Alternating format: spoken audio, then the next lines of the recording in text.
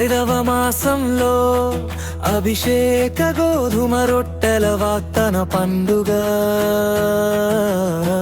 నీ కృపలోనే ఈ హృదయం ఆనంద గీతం పాడును. ఈ రొట్టెలు యేసుకు సాదృశ్యము, నీకు బలము శక్తి నిత్య జీవమిచ్చును.